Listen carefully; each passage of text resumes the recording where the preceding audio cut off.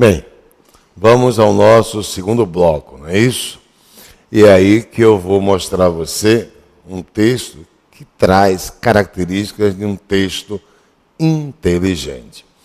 Antes, permita-me fazer a comparação que eu ligeiramente mencionei em aulas anteriores. O que é um texto inteligente? Compare ao brinquedo inteligente. Ou seja, o brinquedo inteligente é o brinquedo que tem autonomia própria. O brinquedo inteligente, portanto, ganha uma autossuficiência. O texto terá que apresentar também autossuficiência. Existem carros inteligentes, casas inteligentes, brinquedos inteligentes e textos inteligentes. Ok? Quanto mais você estiver o quê? Ausente do texto, antes da conclusão, você já tem um requisito, uma ferramenta, um escopo que irá garantir o que eu menciono aqui para você como texto inteligente. Então, texto inteligente está muito longe de você, em meio à leitura de um texto, dizer: puxa, que pessoa inteligente escreveu esse texto. Esqueça quem escreveu. Dê autonomia ao texto. Se você, portanto, primar pela precedência da objetividade e saber usar a articulação macro que proporciona a relação entre as ideias, conforme nós vimos no texto agora há pouco apresentado no bloco anterior, essa imbricação na articulação das ideias, você vai alcançando o texto inteligente. E a proposta é mostrar que o texto que segue agora, sem dúvida, ele alcança isso. Tá? Vamos a ele. Ó, texto inteligente. O cerco total aos fumantes. Leia essa primeira parte que aí está.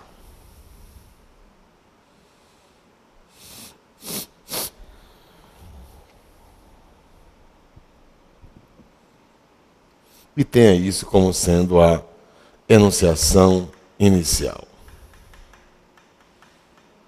Enunciação inicial. O Estado de São Paulo aprova a lei. Eu pergunto a você, quem detém a ação de aprovar? É o autor? É o autor que está aprovando algo? Não, é o Estado de São Paulo. Então veja quem é o agente da ação. O agente é institucional. Isso já vai dando o quê? Autonomia ao texto. O autor está ausente. Aprova a lei antifumo mais restritiva do país. É um grande passo para tentar apagar o cigarro da vida moderna. Veja que o termo mais restritiva do país é um grande passo para tentar apagar o cigarro da vida moderna. Aí já é a leitura sobre a aprovação da lei antifumo. E aí você perde o quê? Perde 100% de objetividade. Mas, se o texto é inteligente, e se há uma perda de objetividade, o que garante que o texto, em seu desenvolvimento, vai se mostrar inteligente? Vamos ver. A vida de quem fuma só piora no Brasil e no mundo. Aparentemente é o quê? Aparentemente prevalece a subjetividade. Cuidado, aparentemente. Por quê? A vida de quem fuma, esse quem é o autor do texto? Não. Esse quem é qualquer um que se declina ao tabagismo, é ou não é? Então esse quem, embora empregado na terceira pessoa do singular, obviamente, quem é um pronome de terceira pessoa, ele contextualiza o quê? Um coletivo. Quando ele só piora no Brasil e no mundo, se ele provar que existe essa piora, isso vai se tornar fato. Vamos ver se ele prova isso. Mas agora, em São Paulo, fumar virou um inferno. Daqui para frente, será proibido acender cigarros. Opa!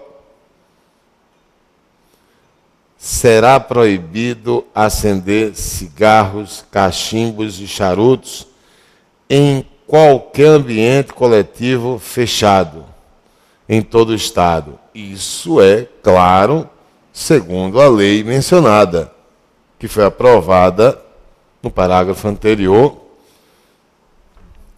está aqui, pelo Estado de São Paulo. Ok? Que é a lei antifumo. Para assegurar esse contexto de que a vida de quem fuma só piora, veja como ele desenvolve isso. Isso significa que lá vai trazer a função metalinguística ou metalinguagem. Ele retoma de maneira mais clara, dizendo de maneira numerativa, dizendo de modo enumerativo. Primeiro, restaurantes não poderão mais ter alas para fumantes. 2. Bares terão de aposentar seus cinzeiros. 3.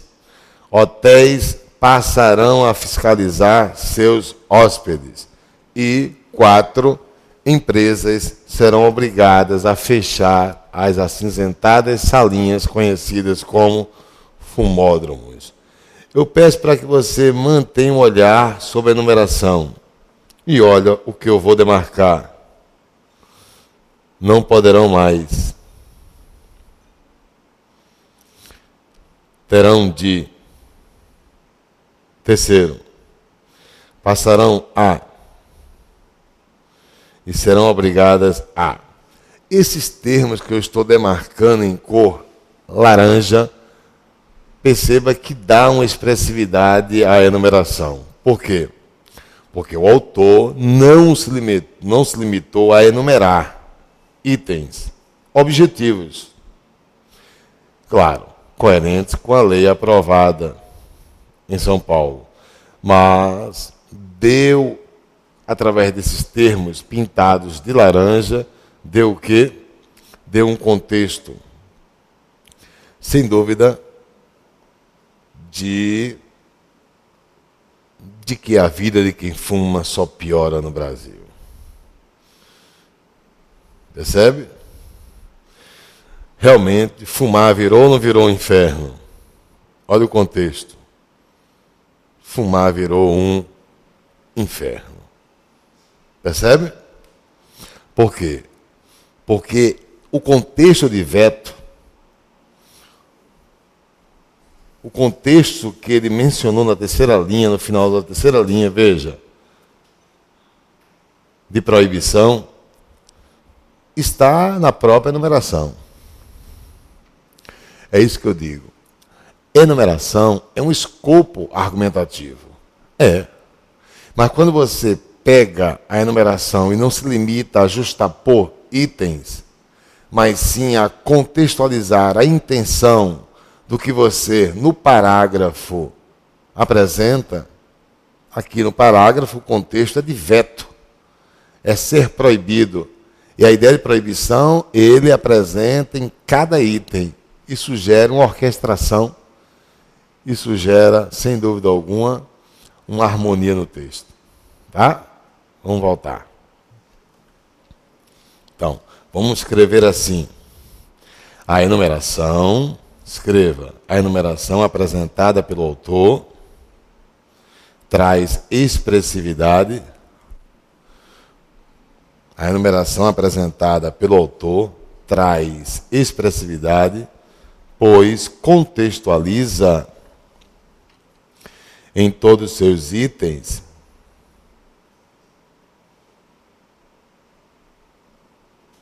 a proibição.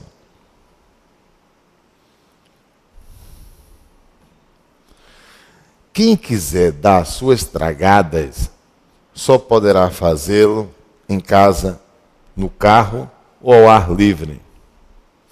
Ele volta a usar o quem, ó. Tá vendo?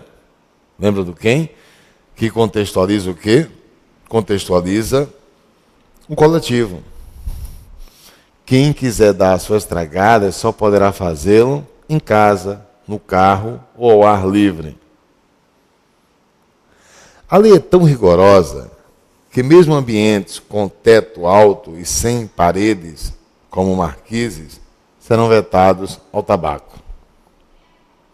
Os empresários que não se adequarem à lei em 90 dias poderão ser multados em até 3,2 milhões de reais. É para deixar qualquer um sem fôlego. Veja, primeiro item. Quem quiser dar a sua estragada só poderá fazê-lo em casa, no carro ou ao ar livre. Claro, isso conforme a lei. Depois, a lei é tão rigorosa que mesmo um ambiente com teto alto e sem paredes, como marquises, serão vetados ao tabaco. 3. Os empresários que não se adequarem à lei em 90 dias poderão ser multados em até, 3,2 milhões de reais. Veja que existem 3 períodos constituindo esse parágrafo. E os períodos mantêm o quê? Uma numeração. Mantém a numeração. Embora haja ponto entre cada item. Mas eu tenho 3 itens citados no parágrafo. E 3 itens coerentes com o quê? Com o que se encontra lá na lei. Agora, ele termina o parágrafo quebrando essa justaposição de contextos prescritivos, que é para deixar qualquer um sem fôlego. Então, essa passagem final quebra justamente a objetividade. Seria erro? Não. Por que não seria erro? Porque ele primou pela precedência da objetividade. Então, olha o que eu digo. Se você não quiser se limitar a ser apenas o articulista das referenciações objetivas durante o desenvolvimento, você pode lançar um pingo, digamos assim, uma pitada ou um pequeno termo que garanta subjetividade. Ok?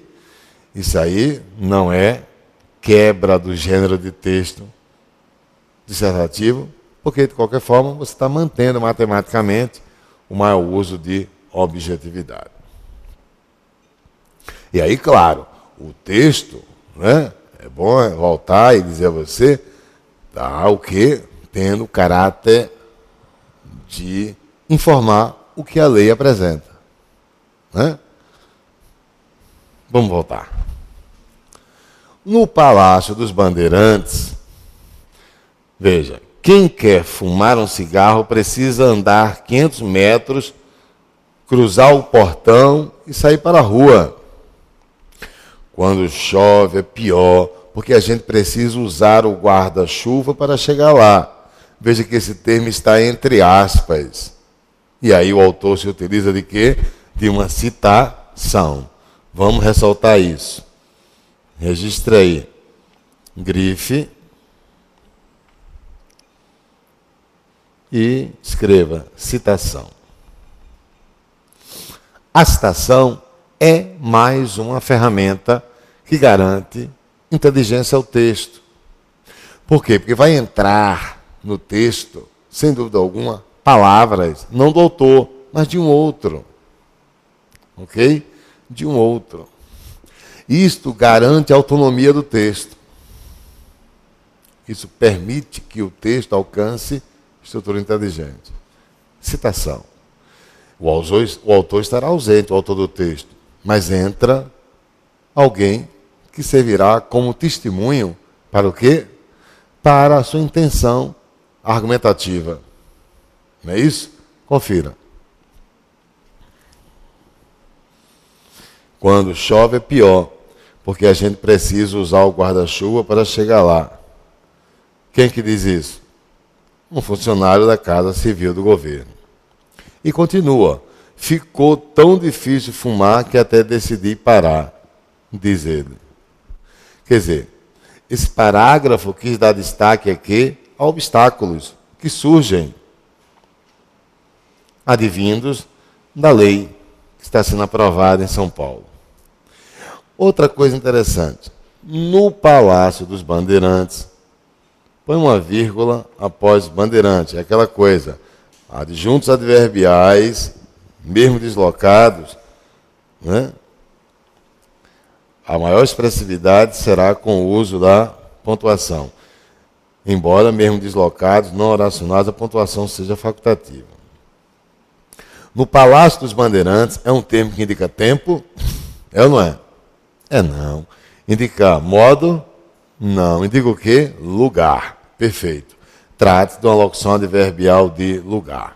Olhe, assim como em um teatro, permita-me, há mudanças de cenário, não é? Embora haja mudança de cenários, olha o cenário mudando, não é? Não é? Isso dá o quê? Ó, o cenário mudando. Esse efeito de mudança de cenário, tá vendo? Você pode proporcionar isso no texto? Claro. O advérbio é para isso. Então, estudar advérbio em língua portuguesa e contextualizar o advérbio na produção de texto, lembre, o advérbio pode ser o quê? Uma ferramenta que proporcione o quê?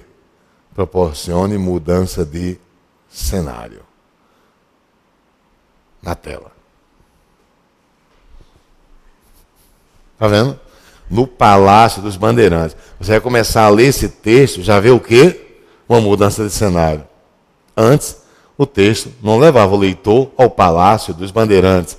E agora está levando o leitor ao Palácio dos Bandeirantes. E aí vem o contexto. O que é que ocorrerá lá? Quem quer fumar um cigarro precisa o quê? Andar 500 metros. 500 metros é um adjunto adverbial de medida. Outro advérbio aí, ó. Mostrando o quê? Mostrando um esforço no caso. Afinal de contas, o espaço será percorrido e o espaço é expressivo, 500 metros. Ok? Ainda tem mais, ó, cruzar o portão e sair para a rua. E parece que é esse esforço que vai levar o amigo aí a deixar o cigarro, quer ver? Quando chove é pior, porque a gente precisa usar. E eu pergunto, aí é que está a beleza. Observe que o texto, com a citação apresentada, com as dificuldades apresentadas, proporcionam o quê? Fato. Possibilidade concreta. Fato.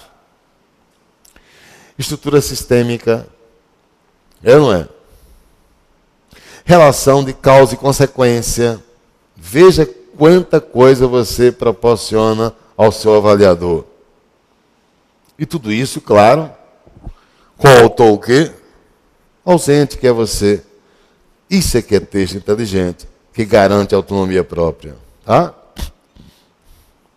Quem considera a lei exagerada, ou quem, de novo, dando o quê? Dando ao texto objetividade.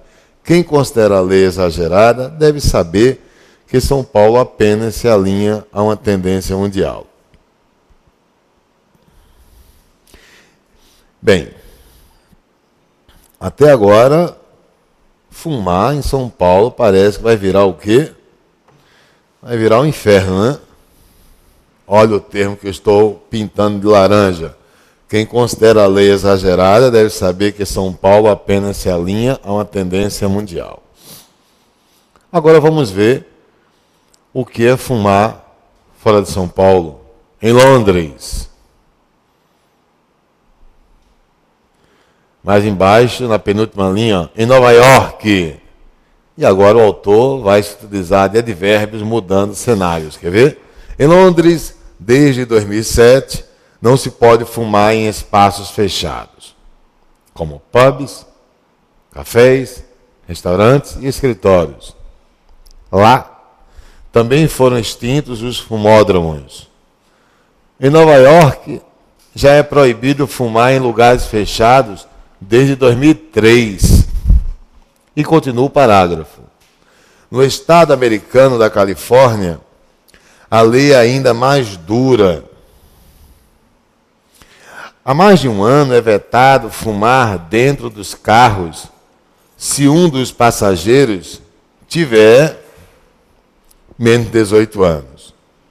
Na cidade de Belmont, também na Califórnia, a restrição chega aos lares. Não se podem acender cigarros em apartamentos que dividam chão, teto ou parede com outros. Os fumantes americanos têm outro problema com que se preocupar. Eles pagam, em média, 25% a mais pelo plano de saúde, já que o cigarro está associado a um sem número de doenças. O caso mais radical é o do Butão, pequeno país espremido entre a Índia e a China, que simplesmente baniu a venda de tabaco em 2004. Veja, simplesmente baniu. Olha, deixa eu dizer uma coisa para você. Venha comigo. Se você parar para comparar a situação do fumante, lendo esse texto, em São Paulo com a nova lei, comparando com nos Estados Unidos, né? E em outros países, na Inglaterra, em Butão, né, que ele citou, veja que São Paulo ainda está confortável a situação daquele que se declina ao tabagismo. O que o autor quer mostrar com isso? Quer mostrar o seguinte: esse parágrafo do texto é bem maior. É interessante que, antes da conclusão, você traga um parágrafo com maior progressão interna, para que ele seja a centração temática. O que o autor quer mostrar em seu texto é que, se nós compararmos o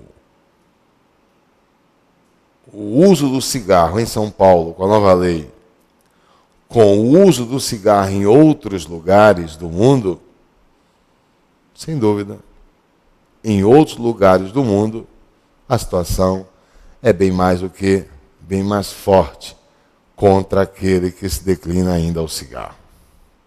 Veja que ele procurou estabelecer, no último parágrafo, o que traz uma cadeia de comparações, né, com relação a São Paulo, na Inglaterra, em Nova York, não é isso? E saiu sequenciando nos Estados Unidos, né, precisamente em Washington, salvo engano ele citou, em Butão. Veja que ele proporcionou uma gradação onde mais e mais ia se piorando a situação, ao ponto de, em Butão, que foi o último citado, se baniu o comércio de cigarro. Bem, permita-me mostrar a você algo interessante. Quanto a esse aspecto, eu vou levar você para um espaço reservado. Venha comigo. Vamos ficar aqui nesse espaço, nessa tela branca. E eu vou mostrar a você o seguinte.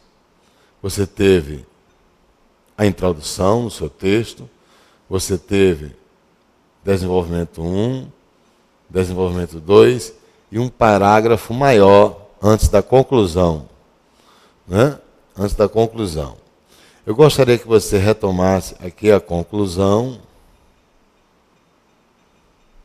aqui a introdução. E você teve 2 parágrafos do desenvolvimento, pequenos, e um maior, que é antes da conclusão. Veja que aqui existe a situação da proibição na Inglaterra, né? Nos Estados Unidos, em Butão. Mas veja que há uma intenção do autor no texto. Você tem que provocar a articulação macro enunciativa da unidade do texto. Ou seja, a articulação maior, veja que há uma relação de causa e consequência no texto, pessoas deixando o hábito do cigarro em meio ao quê? Em meio às leis proibitivas. Mas existe uma intenção maior, uma articulação maior. Qual? Toda essa enumeração no parágrafo antes da conclusão é para que o leitor compare com o que foi dito nos 2 parágrafos anteriores. E você observe que nos 2 parágrafos anteriores está a lei em São Paulo. E no parágrafo maior está a proibição em leis no mundo, né? Em outros países. Para que você compare e veja que lá fora, em outros países, sem dúvida alguma, o veto se torna mais expressivo. A situação é mais o quê? É bem mais o que desconfortável para aquele que se declina ao tabagismo. Essa é a articulação macro do texto, em relevo. É essa que você deve ler como articulação macro que garante a intenção do autor no texto. Esta é a centração temática do texto. Proporcionar o quê? Uma comparação entre as leis fora de São Paulo, em outros países, e a lei que chega a São Paulo, parece que bem mais confortável ainda, embora haja, sem dúvida, pesada vetação ao cigarro. Se é por aí, veja a conclusão que o autor nos reserva. A brasa do tabagismo está se apagando mundo afora. E a maioria não fumante não quer deixar que ela seja reavivada. Ele teria que concluir o texto, sem dúvida, fazendo essa comparação com o tabagismo mundo afora. Porque lá está a centração temática, não é isso? Até o próximo bloco.